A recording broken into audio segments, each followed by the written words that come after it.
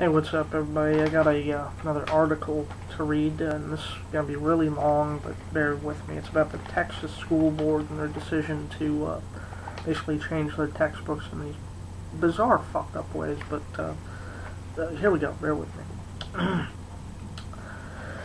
Sorry.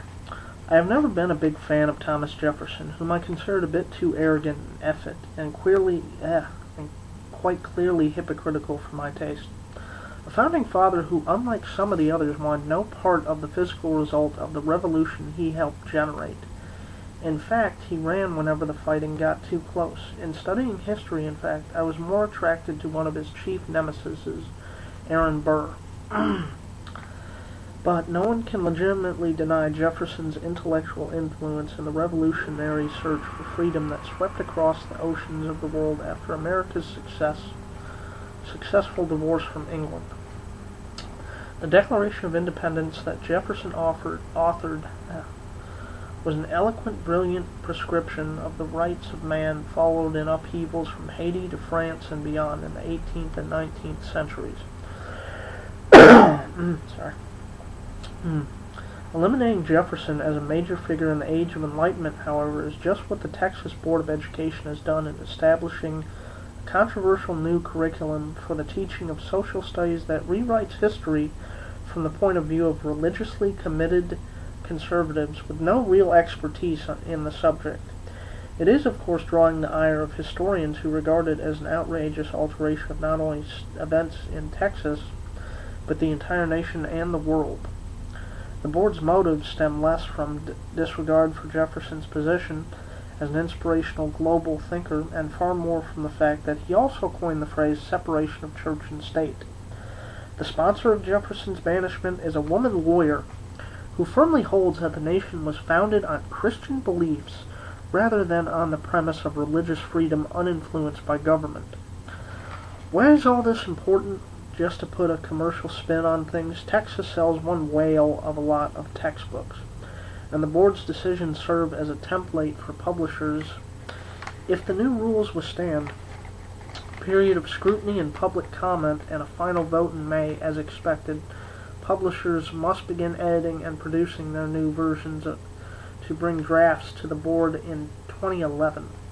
It is all very expensive, but more importantly, it is a reflection of similar religiously motivated battles across the political and academic spectrums. Fights over the teaching of creationism and evolution, for instance, in what might be called the Age of Unenlightenment.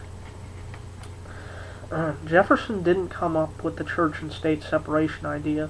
It was implicit in the founders' decision in the First Amendment to prohibit the government from establishing any preferential religion.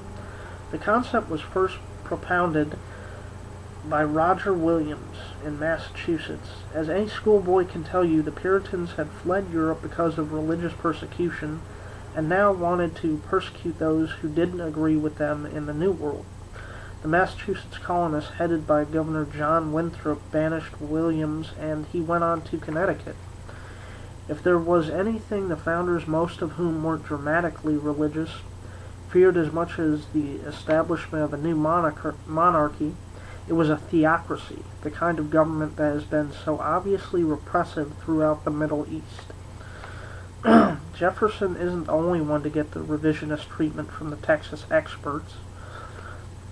According to reports, the elected board members weighed in on the unintended consequences of fellow Texan Lyndon Johnson's Great Society program, affirmative action, and Title IX, which has stimulated large growth in women's athletics.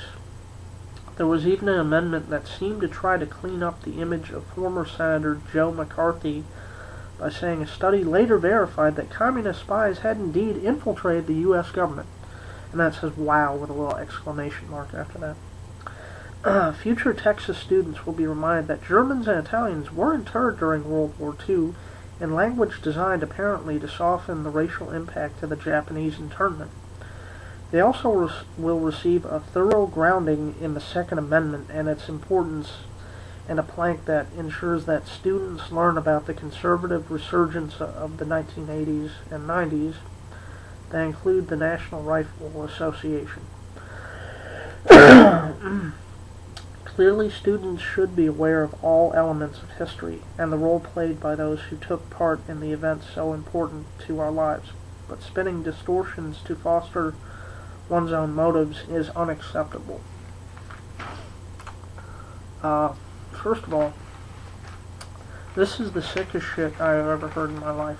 Particularly this woman who holds that the nation was founded on Christian beliefs rather than on the premise of religious freedom uninfluenced by government. This is what this fucking cunt believes. And this is why she's trying to push all this shit out. Of course, we get the whole women's athletics, women belong in the fucking kitchen, and we get affirmative action. Of course, Texas has a big thing against blacks, always has. But this shit is, it's fucking crazy, it's sick. And saying that Joe McCarthy was anything but a fucking asshole who wrongfully put people in prison and blacklisted people during the Red Scare. There were no communist spies in the government, alright? There were no fucking communists infiltrating Hollywood or the news or anything. They were either gay or black or a different religion or Democrats or whatever the fuck Joe McCarthy thought they were that he didn't like, so he called them communist to discredit whatever they said or whatever they did. Alright? It's kind of like what we do to Muslims, oh fuck, terrorists, and everybody's like, ooh, Patriot Act and whatnot. And then of course you never hear from that guy again. But I didn't know a lot about this. I didn't even really know what was going on until TJ made a video about it, and I was like, oh, that's fucked up. So I researched it a little bit. Basically, what they're trying to do is say that, Thomas Jefferson wasn't really a valid guy. They're going towards Calvin Coolidge, who started Calvinism. And basically, another way to fucking distort history. George Carlin did this great bit, because, I'm mentioning this because they mentioned that they're really getting on the Second Amendment. They always love the Second Amendment in Texas. He did this great bit where people say, oh, you have rights, and they're God-given rights, It was on his last HBO special, It's Bad For You. And he said, if God really gave you rights, I think he would give you the right to food every day and the right to a roof over your head. He wouldn't be concerned that you have a gun so you can kill your fucking girlfriend's parents on Saturday night. It's fucking ludicrous. These Republican cocksuckers, and I will say, again, I always have to put this disclaimer on it, I have no problem with people believing in God or Jesus or whatever and worshiping, but this shit, alright, people keep telling me, this doesn't affect you, this is in Texas, this is kids, alright, I'll tell you how it affects me. George Bush was from Texas, alright? One of these fucking kids could grow up and be the next George Bush and fucking kill thousands of people and distort the fucking truth and history. That's how it affects me. And people keep telling me, oh, Tommy, you gotta let that shit go. Just fucking forget about it. Just let it go. I can't let shit like this go. Because in my world, you can worship whatever fucking crazy god you want, alright? You can do whatever you want, and I won't give a fuck. I won't say anything. But you will not, I repeat, will not put this shit in my fucking face every day. Not where I fucking live. It starts with this, and next thing you know, you're gonna have, like, mandatory prayer meetings and fucking... It's a trickle-down effect of craziness.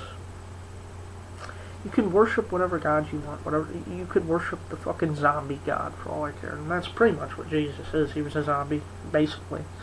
I mean, hell, you rose from the dead and shit, and you drank his blood and ate his flesh, so, there you go. But I won't put up with this shit, alright? This shit right here is gonna destroy the fucking world, alright? And, I got more to say, so I'm running out of time, so check out the next video, so, peace.